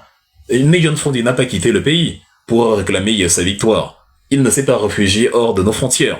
Monsieur Maurice Kamto ne s'est pas réfugié hors de nos frontières. Le seul qui s'est réfugié hors de nos frontières, c'est celui dont vous dites qu'il est le plus courageux. Vous voyez, il y a des choses qui ne tournent pas rond dans votre manière d'analyser. Nous avons dit que Ce que on vous dit ici, ce ne sont pas des impressions, ce sont des axiomes mathématiques, c'est-à-dire des réalités incontestables. Et on vous a dit que l'observation camerounaise nous a montré que ce sont les peuples bassins et les peuples bamileke qui sont les plus courageux du Cameroun. Les bassins, malheureusement, ils ont réussi à se faire entourloupé par Paul Biya qui a tué l'esprit de collaboration et de cohésion avec les Bamileke pour faire front contre la dictature. On les a même transformés en ennemis, pas tous, mais beaucoup en ennemis de leurs frères Bamileke, et ça a nui énormément au renversement de la France-Afrique. Les peuples du Septentrion, évidemment, vous avez énormément d'acteurs qui ont contribué dans les mouvements de résistance et tout, mais il n'y a jamais eu, un acteur phare qui de A à Z porte la révolution, comme on l'a eu avec les Ernest Wanji, les Oumniobe, les Félix Roland Moumier et tout ce que nous appelons aujourd'hui héros nationaux. Et quand on a quelqu'un comme ça qui se met à porter la révolution, il abandonne sa population et se retrouve hors du pays, séquestré, assigné à résidence. C'est même pas comme Félix Moumier qui était à Genève pour aller négocier les armes pour venir renverser la dictature de la France-Afrique. Non, ce n'est pas comme Ernest Wanji qui est allé se ressourcer avec son ami Mandela en Égypte et un peu partout pour venir consolider l'armée de libération nationale du Cameroun, la LNK. Non, c'est quelqu'un qui est assigné à résidence et qui, quand il parle, justement...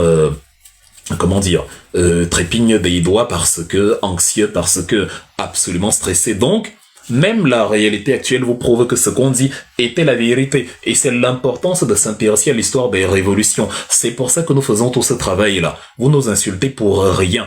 On fait de la pédagogie. Vous devriez plutôt, quand on parle de ces choses, soit vous prenez un stylo, vous prenez des notes, c'est sans prétention aucune. C'est juste que je dis qu'on vous donne des informations que vous pouvez retenir, que vous pouvez consigner sur papier pour ne pas les oublier. Ou à minima, vous prenez vos enfants, vous les mettez à côté, vous les faites écouter parce qu'ils vont comprendre ce que vous refusez de comprendre. Si vous n'aimez pas les livres, rendez les livres accessibles à vos enfants. Les livres que nous vous distillons ici gratuitement, les conférences que nous vous faisons, l'histoire de notre pays que nous vous racontons et qui est vrai à 99,99%. Cette histoire-là, normalement, ce sont des conférences monnayées, je vous l'ai dit, à 1000 € de l'heure. Vous sous-estimez juste parce que c'est sur TikTok.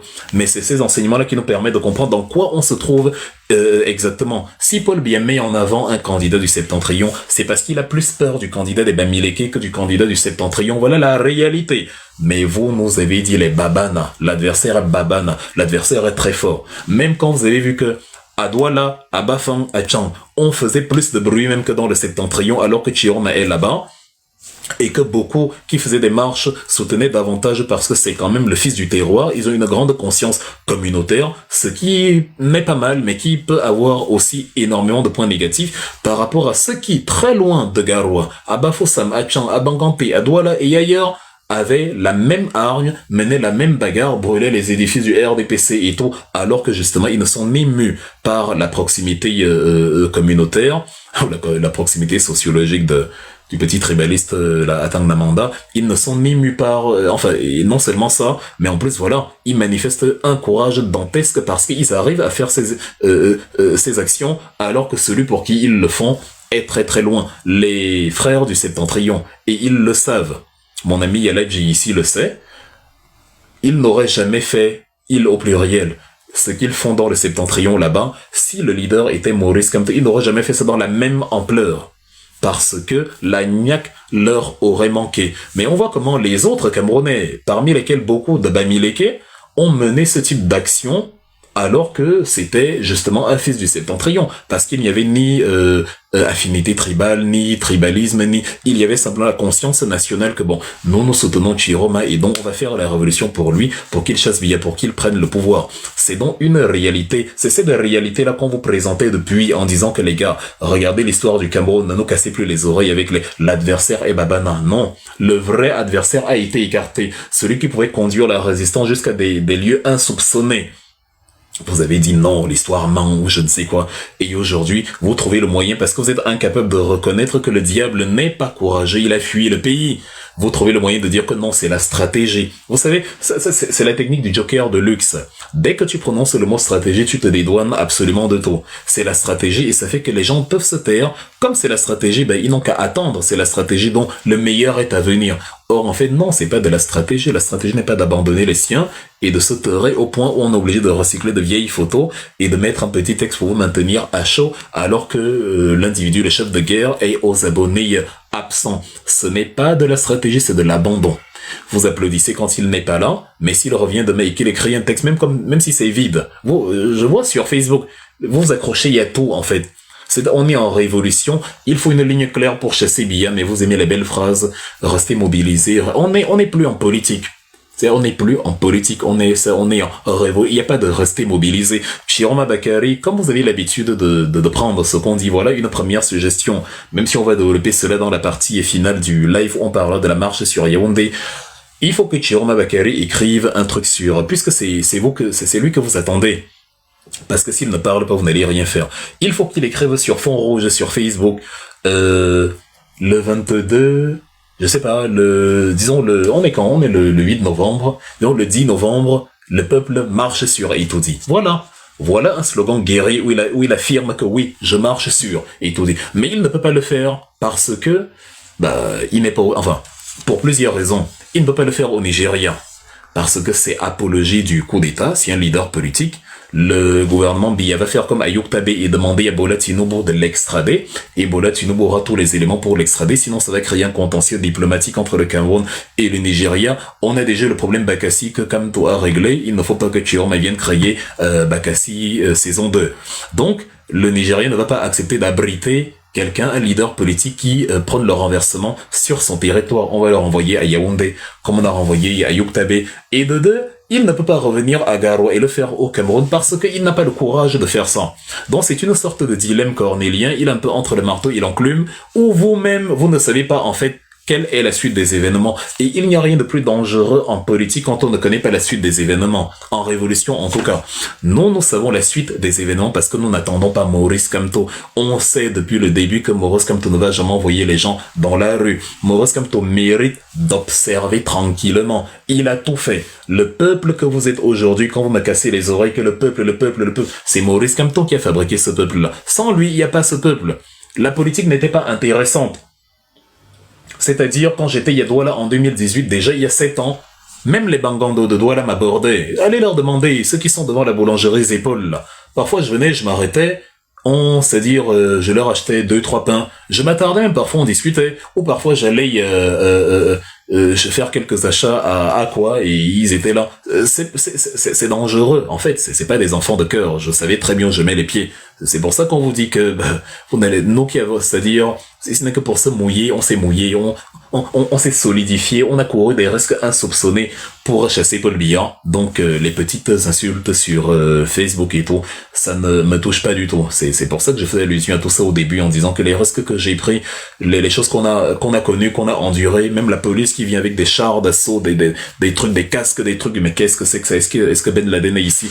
On a tout subi ça. Donc à côté, c'est du pipi de chat, toutes les calomnies sur Facebook et autres. C'est pour ça que j'y réponds avec ma dextérité, ma sérénité habituelle. Ça ne m'affecte aucunement. Donc, on s'est donc retrouvé dans ce contexte-là où même les Bangando étaient en train de nous dire Maurice Kamto et vous vraiment, je sais pas où Maurice Kamto vous êtes trouvé, vous les Wilfred Biboun, Isaac et tout, mais vous nous avez donné quoi à la politique, vous êtes trop fort. Donc c'est Maurice Kamto qui a créé tout ce peuple-là, c'est lui. Toute la foule que tu as vu chez Chiroma Bakary, c'est Maurice, toute la foule à Douala, lors du meeting du siècle de Zumanto. Quand on parle ici de la marche du siècle, que les mêmes sont dans l'incapacité d'appuyer avec la même force, je ne comprends pas, mais bon, on va y revenir tout à l'heure. C'est en tout cas Maurice Kamto qui a créé toute cette émulation de gens qui couraient après Monsieur Chiroma Bakary. Donc, il peut aller se reposer le temps qu'on fasse la révolution, c'est ce que je souhaite même. Dans votre slogan de Kamto ou rien est absolument ridicule. Parce qu'il y a personne ici qui dit Kamto ou rien. Si vous avez peur de Kamto, c'est que vous-même vous dites que c'est Kamto ou rien. Parce que ceux qui ne veulent pas qu'on redistribue les cartes pour aller à l'élection présidentielle, c'est ceux qui savent que si on va à l'élection présidentielle avec Maurice Kamto va gagner inexorablement une vraie élection présidentielle, je veux dire. Après qu'on ait renversé la table et qu'on ait chassé Atangla Clément, Eric Essoussé et tout le gang de voyous. Donc, c'est-à-dire la place de Maurice Kamto Seyan politique. Il a tout fait. Il a même mis tout en place pour surveiller, pour servir tout. Tout était en cours. On serait allé aux élections, évidemment, Atangna Clément aurait volé sa victoire, mais comme la mobilisation, l'émulation, parce que lui, il est crédible, il n'est pas flou, il n'est pas roublard comme Chiroma Bakary, lui, la mobilisation aurait porté 1000 fois plus de fruits, et forcément, la contestation aurait été 1000 fois plus grande. Donc, même dans ce contexte-là, on vous aurait dit, c'est bon, Maurice Kamto s'est assis, on fait la révolution, on renverse Biya et on remet les hommes politiques dans le game. Mais en attendant, c'est la population. Au Népal, c'est la population qui a mené la révolution. En Tunisie, c'est la population qui a mené la révolution. À Madagascar, c'est la population qui a mené la révolution. Dès que tu finis ta révolution, tu dis aux hommes politiques, bon ok, l'élection, fixons un calendrier électoral et revenez avec vos programmes. Le temps, on fait une petite transition, un acteur de la société civile qui tient la transition pour 2, 3, 4, 5 mois. Et après, on fait une élection et chacun vient avec ses projets de société. Maintenant, on vote le projet de société. Donc, voilà la révolution. Mais vous êtes emprisonné. Vous êtes entre les mains du diable. Un diable qui vous a changé négativement. Un diable qui vous a fait insulter vos propres camarades. Un diable qui vous a fait calomnier. Un diable qui vous a fait perdre, en fait, le sens de l'importance des projets de société, de la renaissance, de la vision d'avenir. C'est terrible. Donc, je définissais alors le peuple comme cet élément-là où, que ce soit la minorité ou la majorité, tout le monde s'exprime. Si tu ne fais pas ça, c'est du salafisme. Ceux qui définissent la démocratie en disant que le peuple a choisi qui suis-je pour m'y opposer, mais je suis un citoyen, je peux m'opposer à ce que le peuple a choisi. Je n'oblige pas le peuple parce que je n'en ai pas les capacités, mais je peux dire que je ne suis pas d'accord. C'est ça la démocratie. Quelle est cette démocratie où tu n'as plus le droit de dire que tu n'es pas d'accord avec ce qu'a fait la majorité? Même au Parlement, comment ça se présente? Il y a la majorité parlementaire, il y a la minorité. La minorité peut dire je ne suis pas d'accord avec vous. C'est son droit. Elle exprime son désaccord. La démocratie, c'est ça, là. Vous avez pris la doctrine salafiste, vous avez mis ça en politique et vous appelez ça la volonté populaire. Ce n'est pas la volonté populaire. Là-bas, c'est du fondamentalisme religieux. Je vous le redis une fois encore. Vous vous souvenez, vous connaissez certainement Émile Zola. Boris Berthold dit que je n'avais pas fini mon master. Il ne sait pas que je n'ai même pas fini le baccalauréat. Émile Zola non plus n'avait pas fini son master. Il n'avait même pas de diplôme. Il était comme nous autres, là. Émile Zola, en 1898, s'est retrouvé seul contre tout le pays. Le gouvernement français, dirigé par Félix Faure, avait fomenté une affaire absolument méchante, illégale, sordide, morbide, contre un pauvre citoyen alsacien qui s'appelait Alfred Dreyfus, un officier un officier alsacien. On l'a accusé d'avoir vendu des documents secrets à l'armée allemande. Et on l'a condamné à perpétuité, on l'a envoyé en Guyane française, dans une petite île, qui ne fait même pas 500 mètres carrés, l'île du diable. Écoutez le nom de l'île, l'île du diable. On l'a amené là-bas, condamnation à perpétuité, un petit îlot comme ça perdu dans l'Atlantique, l'île du diable. On l'a amené là-bas pour un crime qu'il n'avait pas commis. Et Émile Zola s'est rendu compte que l'affaire n'est pas claire. Plus on interrogeait les gens, plus on essayait de faire du recoupage et tout, on se rendait compte que non. Les preuves vont plutôt vers monsieur Walzin Esterhazy, qui était en fait le véritable coupable, qui avait vendu les dossiers à l'armée allemande. Mais comme il avait des connexions avec les hauts dignitaires en France, les hauts dignitaires politiques, politico-militaires, on a fait comme chez Paul Biya, c'est-à-dire on s'est arrangé à lui offrir une couverture et on a pris un bouc émissaire qu'on a accusé de tous les maux et on l'a enfermé, on l'a accusé d'un crime qu'il n'avait pas commis et on l'a accusé enfermé à perpétuité. C'est là où Émile Zola s'énerve et à partir du 13 janvier 1898, il écrit dans le journal L'Aurore le premier chapitre de son pamphlet « J'accuse ». Vous connaissez certainement « J'accuse », c'est-à-dire au sujet de ce qu'on a donc appelé l'affaire Dreyfus. Le militantisme de Zola et son engagement, peu importe les risques qu'il prenait, parce qu'il a même été sous le coup des règles de la presse écrite, et il était obligé de s'exiler à Londres, en Angleterre, pendant plusieurs mois, parce qu'à l'intérieur de son pays, on lui disait que non, ce qu'il a fait, c'est pas bien, il est devenu l'homme à abattre, comme vous faites aujourd'hui. Émile Zola était donc seul face justement à tout un gang, face à des gens qui qui manipulaient le peuple et où le peuple était sûr de détenir la vérité. Ça n'a pas empêché à Émile Zola, pour établir la vérité, de déceler les zones d'ombre et de dire non, j'accuse le gouvernement de falsifier la réalité pour imposer sa réalité à lui. C'est donc comme ça qu'en 1899, il a fini par être amnistié. Il a pu revenir en France et en 1906, c'est-à-dire au début du XXe siècle, il a été réhabilité. Donc, tu peux te retrouver seul. Je vous le redis ici. Je l'ai dit au début. Je le dis encore parce que vous avez la tête trop dure et vous ne comprenez pas même quand c'est simple. Je ne suis pas là pour les gens. Quand je défends quelque chose, sachez que j'ai suivi un seul donneur d'ordre, ma conviction. Même Maurice Kamto, je l'ai suivi par ma conviction. C'est ce dont je parle dans ce livre, Tu dois t'impliquer, que je vous présente tous les jours. Ça veut dire que si vous, les partisans de Chiroma, vous avez pris un couloir, et que d'un autre côté, les partisans de Kamto ont pris un couloir, les partisans de Biya ont pris un couloir, et que aucun des trois couloirs ne m'a convaincu, je serai seul dans mon couloir, mesdames et messieurs. Vous ne viendrez plus me dire, le peuple a choisi, aligne-toi. Arrêtez avec ça, c'est de la bêtise. C'est un manque d'intelligence, ne faites pas ça. Il faut penser, Cicéron, vivere est cogitare. C'est la millième fois aussi que j'évoque. Mes lives sont en fait une répétition, mais comme vous ne comprenez jamais, il faut vous répéter ce qu'on vous a déjà dit. Donc, Émile Zola, un peu comme nous, dans l'affaire Chiroma Bakary, n'étant pas convaincu, il y avait des choses qui n'étaient pas claires, qu'on mettait simplement en exergue plutôt que de suivre les yeux baissés, tête baissée, ce que soi-disant le peuple a décidé. Bon, le peuple avait condamné monsieur Alfred Dreyfus. La justice l'avait condamné, le verdict avait été prononcé, on l'a même chassé, il est allé sur l'île du diable. La société savait que c'est un criminel. Si Émile Zola n'avait pas existé, Alfred Dreyfus serait entré dans l'histoire comme étant un criminel ayant vendu des dossiers falsifiés à l'armée allemande. Il a fallu que quelqu'un nage à contre-courant et dise que ici les choses ne sont pas claires. Et c'est pour ça que vous voyez partout en France, il y a une avenue Émile Zola, atelier Émile Zola, rue Émile Zola, quartier Émile Zola, château, bref, Émile Zola absolument partout. Vous pensez que c'est pour rien. C'est un très talentueux écrivain français qui a pensé la société. Il y a plusieurs reprises. Tu as des livres comme Germinal, où il fait le parallèle entre l'éveil sociétal et les fleurs qui germent, la germination des fleurs, les fleurs qui bourgeonnent, tout ça. Bref, allez lire. Je ne vais pas lire pour vous. C'est un grand penseur de la littérature, de l'histoire française, aux côtés de Victor Hugo et consorts. Voilà l'histoire donc qui se souvient d'Émile Zola. Est-ce que l'histoire se souvient de la masse qui était censée être dans le vrai et qui, que lui, il devait suivre? N'enlevez pas aux populations, vous qui prétendez vouloir le changement, n'enlevez pas à vos concitoyens leur droit de penser et d'exprimer un avis, même contraire à la volonté populaire. La volonté populaire majoritaire ne signifie pas l'interdiction de la volonté ou de la pensée minoritaire. On n'oblige pas, ce n'est plus le changement. Quand tu veux le changement, tu laisses que l'autre pense ce que tu ne penses pas, même s'il est seul face à 1000, parce qu'il peut avoir raison face à 1000.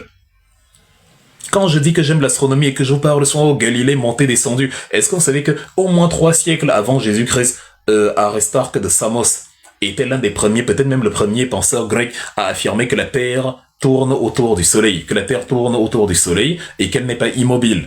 Mais il a été perdu dans l'histoire et c'est pour ça qu'on ne parle pas de lui, puisque ses contemporains voyaient la chose absolument différemment. Eux, ils avaient, un peu comme vous, l'impression intuitive que si quelque chose est en mouvement, on doit pouvoir sentir le mouvement. Ils n'avaient pas à l'époque conscience du principe d'inertie.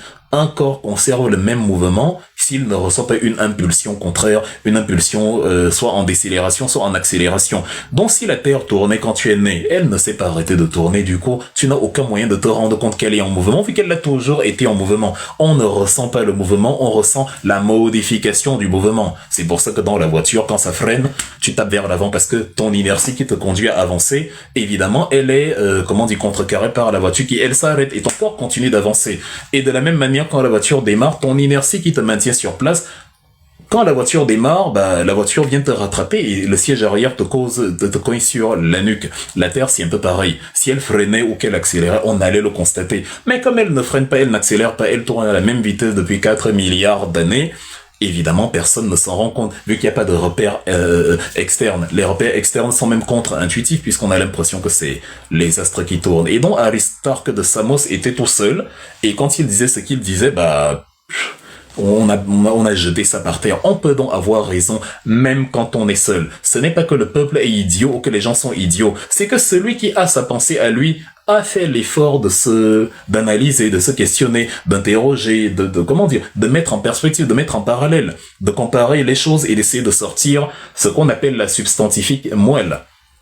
Il a fallu attendre 1610 avec le fameux Galiléo Galilei, qui lui-même encore à 76 ans a été obligé de revenir sur ses propos parce qu'il risquait l'Inquisition et on l'a assigné à résidence quasiment jusqu'à la fin de ses jours. Rien que parce qu'il a dit que non, c'est la Terre qui tourne. Donc vous voyez, la masse peut se tromper. Est-ce que je ne vous ai pas parlé d'un cas qui s'est passé aux États-Unis à Indianapolis où un imbécile a conduit 910 personnes à se donner la mort?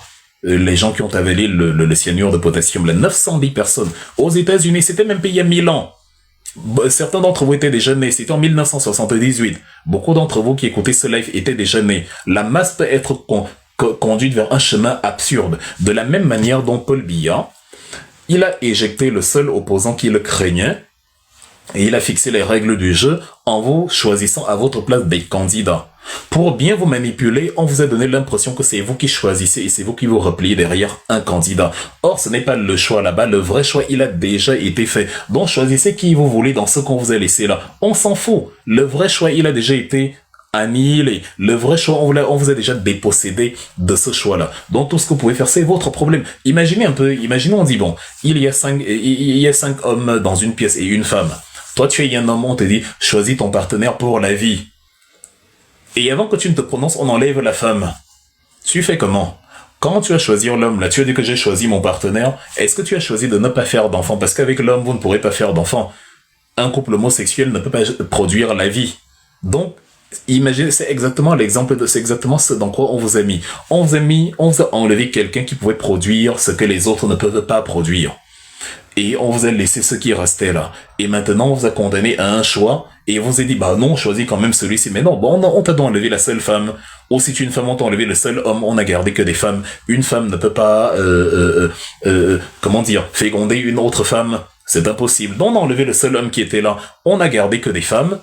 Tu fais comment? Tu choisis donc une femme et tu dis, ah, moi c'est Brandy Shaw, j'ai choisi, voici ma femme là-bas, je prends la brésilienne. Mais est-ce qu'avec la brésilienne tu pourras faire des enfants? Non. Donc ce n'est pas ton choix. Votre choix, on vous l'a enlevé le 5 août. Quand on est resté bloqué sur le 5 août, c'est par amour pour vous dire que n'entrez pas dans le jeu dessiné par Paul Biya. C'est un jeu qu'on a fixé à votre place. Et à partir du moment où on fixe le jeu à votre place, vous ne pouvez pas gagner. C'est couru d'avance. Je ne sais pas comment, chers concitoyens, vous avez pensé que vous allez gagner à un jeu où l'autre avait fixé les règles. Le seul jeu qu'on gagne, c'est où on fixe ses règles à soi-même. J'ai écrit ça pendant des mois. Vous étiez en train d'appeler ça démobilisation. Voilà la réalité qui nous rattrape. Vous nous avez conditionné. Votre but, c'était que nous arrêtions d'écrire. Vous êtes même venu sur les panels TikTok en disant, quand la masse, tais-toi et observe, aligne-toi jusqu'à me dire de déposer mon téléphone. Vous voyez jusqu'où le délire vous a amené. Le fondamentalisme religieux, le salafisme, où quelqu'un se donne le droit d'interdire à son concitoyen de parler. On en est là, parce qu'il ne dit pas ce que tu veux, il doit se taire. Mais pendant ce temps, toi, tu dois parler. C'est extraordinaire. Donc pendant ce temps, toi, tu parles. Et je dois recommencer à parler quand, dans ce cas-là. Donc c'est vous qui définissez quand je dois ouvrir la bouche à nouveau. Voilà la raison pour laquelle je vous ai dit, si Chioma devient président, je ne mets pas pied au Cameroun, parce que le danger est tout aussi élevé, sinon supérieur à ce que Paul Biya me réserve. Parce qu'avec Paul Biya, c'est-à-dire, au moins là-bas, ils m'attendent au Cameroun avant de m'envoyer au CED. Mais au moins sur Facebook, il y a personne, il y a pas un biaisé qui me dit, tais-toi, dépose ton téléphone. Ils me disent seulement, tu vas rester là-bas en exil, tu vas rester là-bas ou tente un peu de venir ici. Mais au moins, ils me laissent mon téléphone, je peux les insulter copieusement. Vous trouvez, c'est-à-dire vous avez, et Dieu sait que c'est pire, vous trouvez le moyen, vous êtes débrouillé à être pire que la horde de freluquets qui soutiennent Paul Biya. Donc quelqu'un doit prendre son téléphone et déposer. Votre place n'est pas en politique, votre place est chez Daesh, là-bas, l'État islamique. Votre place est chez les salafistes. Votre place, c'est chez Abu Bakr al-Baghdadi. Votre place, c'est chez Mohamed Youssouf, le fondateur de Boko Haram. Votre place, c'est chez Oussama Ben Laden, le fondateur d'Al-Qaïda. C'est là-bas qu'on interdit la pensée libre. C'est là-bas qu'il y a le fondamentalisme religieux. Vous faites la même chose. Et j'étais très interloqué de me retrouver dans des panels sur TikTok et de voir des gens qui disent, oui, vraiment, ceux qui soutiennent comme tous les corps, Ils n'acceptent pas la contradiction, ils sont voilà, ils sont intolérants, ils n'acceptent pas la contradiction. Dès que tu essaies de contredire, ils te muselent, ils t'insultent, je me suis dit, mais c'est pas les mêmes gens qui m'insultent. Mais vous êtes quand même allé très loin. Vous me devez, mais terriblement des excuses. Parce que je ne vous dois rien, je ne vous ai pas insulté, je n'ai rien fait. Mais vous êtes allé très loin à mon égard, c'était abject. Si j'étais faible, mais vous savez, une petite fille de 9 ans en France qui s'est jetée, qui s'est donné la mort la semaine dernière à cause de ce type d'attitude. En Allemagne, on appelle ça das Mobbing, le harcèlement. Ce que vous faites est illégal, c'est puni par la loi. C'est-à-dire, on ne peut pas se ruer comme ça sur quelqu'un. Comme je m'en fous, vous minimisez cela, mais on ne fait, c'est illégal. C'est un crime, en fait. Vous avez fait un crime en masse, un crime en règle. Je me réveille, hier c'était le prof Aimé Bonny. En fait, je me réveille, c'est chacun qui a fait de Wilfried Ekanga son fonds de commerce. En fait, autrefois, il fallait parler de Maurice Kamto pour être célèbre. Maintenant, il faut parler de Wilfried Ekanga. Tout le monde. Je vais sur les pains, mais c'est que tout le monde, entre ceux qui ont un peu de la retenue et qui parlent sans mentionner le nom, et d'autres qui enchaînent, je me dis, mais qu'est-ce qui vous arrive, en fait? C'est le vide laissé par le diable qui vous a donc conduit là-dedans. Il faut trouver un truc pour meubler. Est-ce que vous m'avez vu là, depuis que je parle tout seul, vous êtes déjà 700. Le nombre ne fait qu'augmenter. Vous voyez qu'on peut captiver l'audience sans calomnier quelqu'un. On n'en a pas besoin. Et Dieu sait que vous n'êtes pas de mon avis, mais je ne vous calomnie pas. Or, je suis convaincu que vous avez tort sur toute la ligne. Et que je suis en train de le démontrer depuis. On ne soutient pas le diable de toute façon. On ne peut pas jouer un jeu, le jeu de l'adversaire en pensant s'en sortir. On ne peut pas. La preuve, actuellement là, vous êtes dans une sorte d'impasse. Donc en fait vous êtes allé très loin, vous êtes allé ivre. Et il y a des irréductibles qui vont continuer même ici en commentaire sur mon panel et qu'on est obligé de bloquer ou de mettre en sourdine parce qu'ils ne veulent pas écouter. Parce que des gens se sont perdus et pensent que leur focus c'est moi et qu'au lieu de combattre Paul Biya, c'est moi qu'il faut combattre. C'est ridicule. C'est enfantin. Je donne ici les recettes qui peuvent nous permettre de chasser le gang de Malfred Etoudi. Et parmi ces recettes, il y a le concept de la démocratie, la vraie démocratie, celle qui montre que vous êtes différent, celle qui incarne le vrai changement, celle qui va faire que quand on va se retrouver devant le peuple camerounais, il va nous suivre parce qu'on aura une manière différente d'aborder la chose. Ce que vous avez fait avec Chiroma, c'est simplement du suivisme. C'est même pas une métaphore ou une injure ou un mépris, non. C'est du suivisme. Quand on s'aligne derrière quelqu'un qui n'a pas de projet de société, ça s'appelle du suivisme. Quand on s'aligne derrière quelqu'un qui n'a pas de vision claire, c'est du suivisme. Quand on s'aligne derrière quelqu'un parce qu'on a éliminé celui en qui on croyait, c'est du suivisme. On s'aligne derrière lui par que faire. Et quand on continue de suivre quelqu'un alors qu'on avait dit qu'on va l'utiliser comme motif pour faire la bagarre, on entre dans le suivisme, le panurgisme. Parce que c'est ça que les moutons de Panurge ont fait. Allez lire encore, c'est encore un livre, vous allez bien comprendre le mécanisme. C'est une punition que Panurge a fait subir aux vendeurs de moutons. C'est dans le quart livre. Il y a un écrivain français que vous connaissez très bien. Je pense d'ailleurs que c'est pas la première fois que j'évoque cela aussi. François Rabelais, l'homme qui a dit ouvrez les guillemets, science sans conscience n'est que ruine de l'âme, fermez les guillemets. Il a écrit sur les géants Gargantua, le père de Pantagruel, et Pantagruel a quelques amis avec lesquels il parcourt le monde. Parmi ses amis, il y a Panurge. Et Panurge, au détour d'un voyage, a acheté un mouton auprès d'un commerçant. Sauf que, à l'issue d'une petite mésentente, le commerçant, Monsieur Dandeno, se met à rigoler ou à se moquer de Panurge, et donc Panurge, pour se venger, prend son mouton, le jette par-dessus bord. Les autres moutons que Dandeno possède, voyant leurs collègues se jeter par-dessus bord, se jettent aussi par-dessus bord sans trop comprendre ce qu'ils sont en train de faire. Le panurgisme, c'est ça donc. Beaucoup d'entre vous se reconnaissent dedans. C'est-à-dire, beaucoup d'entre vous, avec qui j'ai parlé, ont soutenu 18 candidats dans la même campagne. Beaucoup étaient absolument contre Bakary et sont devenus pour Bakary. Ce n'est pas que quelqu'un vous a convaincu de suivre Chiro, maintenant c'est la masse. On a fait pression sur vous et vous n'avez pas la même force mentale que moi, dont vous avez plié face à la pression. Vous avez trahi vos convictions, un peu comme on faisait à Ernest Wangé. On disait que mais fais comme Maï Matib. Regarde comment Oumniobé est mort. Maï Matib, lui, il a rejoint le républicanisme. Il est ancré dans le gouvernement, dans l'Assemblée, voilà. Il est maintenant républicain. Faut pas bagarrer avec les institutions, Ernest. Faut pas bagarrer, faut aimer ton pays, faut aimer le Cameroun. Laisse ces histoires-là, les armes, la résistance.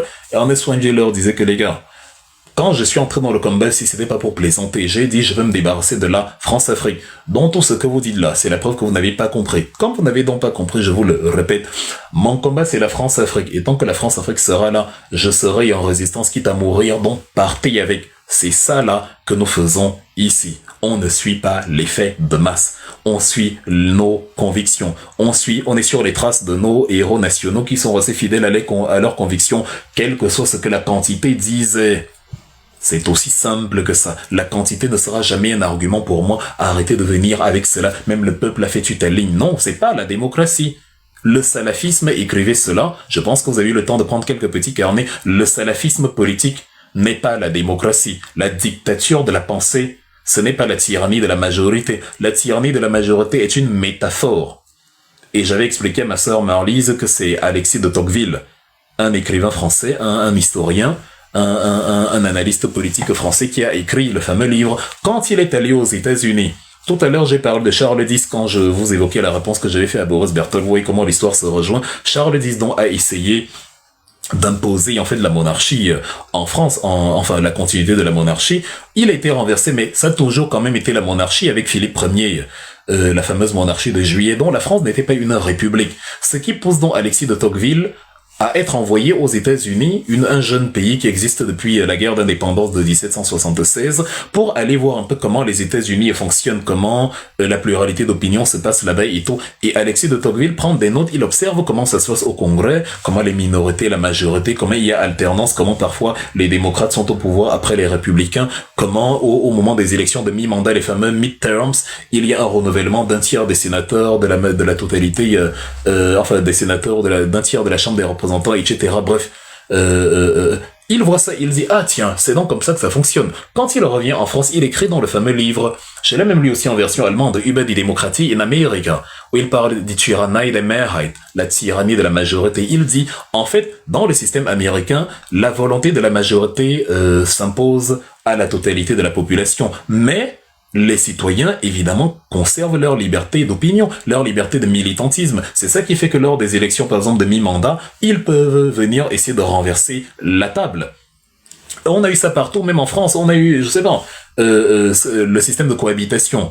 C'est-à-dire, tu as aujourd'hui le gouvernement qui est actuellement avec Emmanuel Macron, on est dans une semi-cohabitation, c'est juste qu'il a refusé, mais sinon, il est minoritaire. C'est juste que toutes les forces d'opposition réunies n'arrivent pas à parler d'une seule voix. Mais quand on prend, par exemple, les élections législatives de France, en 1993, on a vu une véritable cohabitation parce que sur les 577 députés du Parlement français, 472 faisaient partie du bloc de droite ou de centre droit.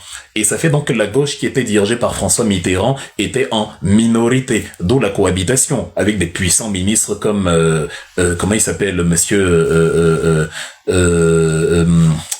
Léotard, François Léotard, le ministre de la Défense qui avait coordonné